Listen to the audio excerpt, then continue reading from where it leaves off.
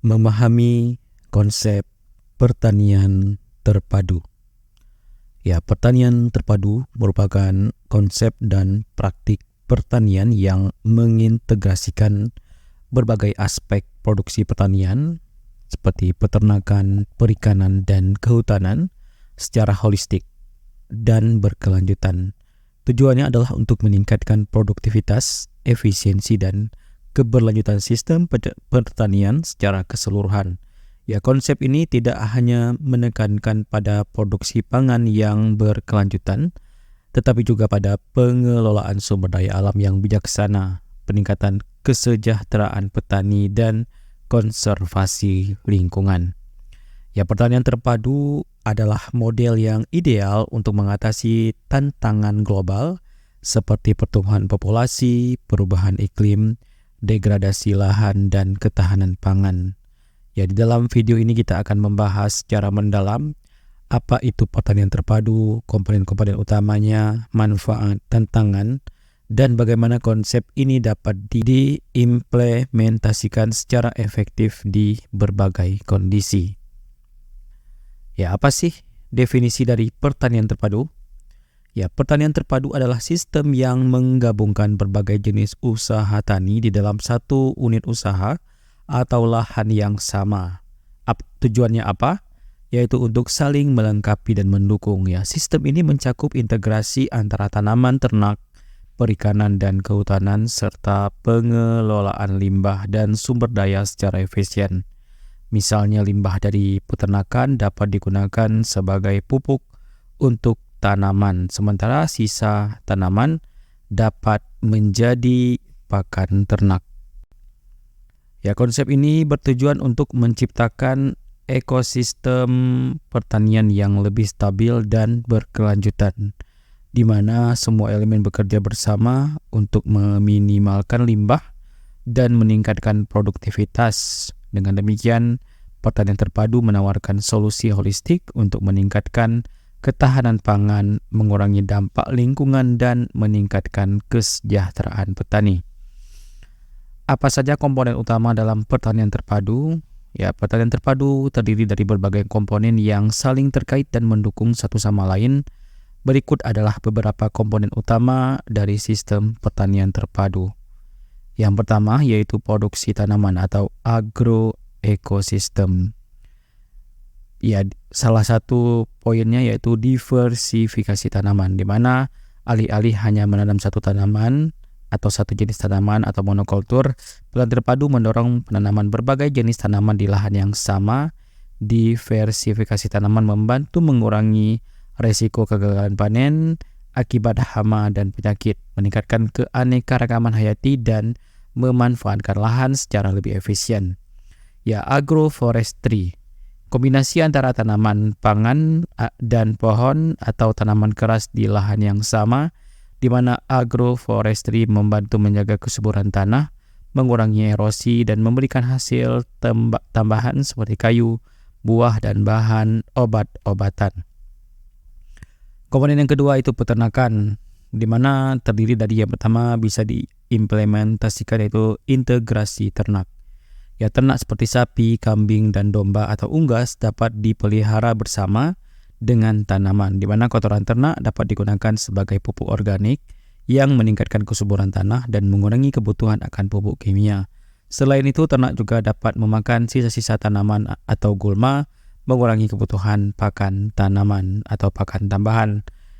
Yang selanjutnya itu di bagian peternakan bisa pola rotasi ternak dan tanaman, di mana di dalam sistem ini ternak digilir di antara petak-petak tanaman untuk mengoptimalkan penggunaan lahan dan sumber daya serta mencegah penyebaran penyakit. Komponen yang ketiga yaitu perikanan, di mana bisa diterapkan sistem akuakultur terpadu, di mana perikanan dapat diintegrasikan dengan pertanian melalui sistem seperti kolam ikan atau sawah tumpang sari atau mina padi, di mana ikan dipelihara bersama tanaman padi, di mana ikan membantu mengendalikan hama dan sisa pakan ikan dapat menjadi pupuk bagi tanaman. Sistem yang kedua yaitu budidaya tanaman air, di mana tanaman air seperti kangkung atau azolla dapat ditanam bersama ikan di kolam atau lahan basah, memberikan manfaat ganda sari dan memberikan manfaat ganda dari segi produksi pangan dan pakan. Komponen yang keempat itu pengelolaan limbah. Ya, memanfaatkan limbah pertanian di mana limbah tanaman seperti jerami atau sekam padi dapat digunakan sebagai pakan ternak atau bahkan bahan baku kompos, di mana pengelolaan limbah yang efisien membantu mengurangi pencemaran lingkungan dan meningkatkan kesuburan tanah. Selanjutnya yaitu pengolahan biogas, di mana kotoran ternak dapat diolah menjadi biogas yang dapat digunakan sebagai sumber energi terbarukan untuk keperluan rumah tangga atau usaha pertanian. Komponen yang kelima yaitu konservasi dan pengelolaan sumber daya, di mana di sini bisa diterapkan konservasi airan tanah, di mana teknik-teknik seperti pengelolaan air hujan, terasering, dan penanaman pohon di pinggir lahan membantu menjaga kualitas tanah dan mengurangi erosi, di mana penggunaan air yang efisien juga menjadi prioritas dalam pertanian terpadu. Sistem yang kedua itu penggunaan pupuk organik. Ya, pupuk organik yang dihasilkan dari limbah ternak dan tanaman lebih ramah lingkungan dibandingkan pupuk kimia, di mana pupuk organik membantu meningkatkan kesuburan tanah dan mendukung siklus nutrisi alami. Ya, setelah kita ketahui komponennya, lantas apa sih manfaat dari pertanian terpadu ini? Di mana pertanian terpadu menawarkan berbagai manfaat yang dapat dirasakan oleh petani, masyarakat, dan lingkungan. Berikut adalah beberapa manfaat utama dari sistem ini. Yang pertama itu peningkatan produktivitas dan keuntungan. Ya, yaitu salah satunya pemanenan multi komoditas, di mana pertanian terpadu memungkinkan petani untuk memanen berbagai jenis produk dari lahan yang sama seperti sayuran, buah, daging, ikan, dan kayu, di mana diversifikasi ini meningkatkan pendapatan dan mengurangi risiko kerugian akibat fluktuasi harga atau kegagalan panen. Poin yang kedua yaitu efisiensi sumber daya. Ya, dengan memanfaatkan sumber daya secara efisien seperti menggunakan kotoran ternak sebagai pupuk, petani dapat mengurangi biaya input dan meningkatkan hasil panen. Manfaat yang kedua yaitu keberlanjutan lingkungan, di mana poin yang pertama yaitu konservasi sumber daya alam. Ya, pertanian terpadu mendukung praktek konservasi seperti agroforestry dan penggunaan pupuk organik yang menjaga kesuburan tanah dan kualitas air di dalam jangka panjang. Selanjutnya pengurangan limbah dan polusi, di mana dengan mengelola limbah secara terpadu seperti menggunakan limbah pertanian sebagai pakan ternak atau kompos, sistem ini membantu mengurangi pencemaran lingkungan.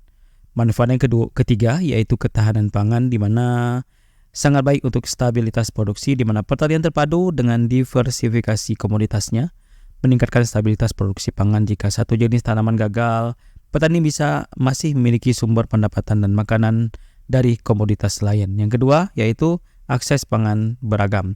Ya, sistem ini juga menyediakan berbagai jenis makanan dari sayuran hingga protein hewani yang meningkatkan kualitas gizi masyarakat. Manfaat keempat yaitu meningkatkan kesejahteraan petani tentunya, ya, di mana bisa meningkatkan peluang pekerjaan, di mana pertanian terpadu menciptakan lebih banyak lapangan kerja di pedesaan karena membutuhkan berbagai keahlian dan tenaga kerja dalam pengelolaan tanaman, ternak, dan perikanan. Selanjutnya, pemberdayaan petani. Dengan berbagai sumber pendapatan, petani menjadi lebih mandiri dan tidak terlalu bergantung pada satu komoditas atau pasar tertentu. Ya, setelah kita ketahui manfaatnya, di dalam implementasi pertanian terpadu ini tentu akan dijumpai berbagai tantangan. Ya, implementasi pertanian terpadu juga menghadapi sejumlah tantangan yang perlu diatasi untuk mencapai keberhasilan. Tantangan yang pertama yaitu keterbatasan pengetahuan dan keterampilan. Ya, lagi-lagi kita dihadapkan dengan kurangnya pengetahuan dan keterampilan yang juga diakibatkan kurangnya pelatihan, di mana banyak petani tradisional mungkin belum familiar dengan konsep dan praktek pertanian terpadu. Oleh karena itu, diperlukan program pelatihan yang efektif untuk meningkatkan pengetahuan dan keterampilan mereka. Yang kedua itu kompleksitas sistem, di mana pertanian terpadu memerlukan pemahaman mendalam tentang interaksi antara berbagai komponen seperti tanaman, ternak, dan perikanan, dan lain-lain. Hal ini bisa menjadi tantangan bagi petani yang terbiasa dengan sistem monokultur. Tantangan yang kedua yaitu akses terhadap modal dan sumber daya.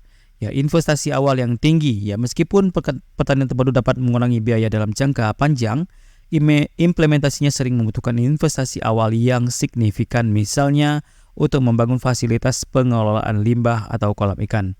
Selalunya, akses terhadap lahan di berbagai wilayah keterbatasan lahan dapat menjadi penghambat bagi penerapan pertanian terpadu, terutama jika lahan yang tersedia terbatas dan mahal. Tantangan yang ketiga yaitu kebijakan dan dukungan pemerintah yang minim. Ya, kebijakan yang tidak mendukung, di mana di berbagai negara kebijakan pemerintah mungkin belum sepenuhnya mendukung pertanian terpadu, terutama jika fokus masih pada monokultur atau komoditas ekspor. Sejak kurangnya infrastruktur, ya, pertanian terpadu membutuhkan infrastruktur yang memadai seperti irigasi, akses pasar, dan fasilitas pengolahan. Tanpa dukungan infrastruktur yang baik, sulit untuk menerapkan sistem ini secara efektif. Tantangan yang keempat yaitu perubahan iklim, ya, variabilitas cuaca, di mana perubahan iklim dapat mempengaruhi pertanian terpadu, terutama dalam hal ketersediaan air dan siklus tanam. Petani perlu beradaptasi dengan perubahan iklim untuk menjaga stabilitas produksi.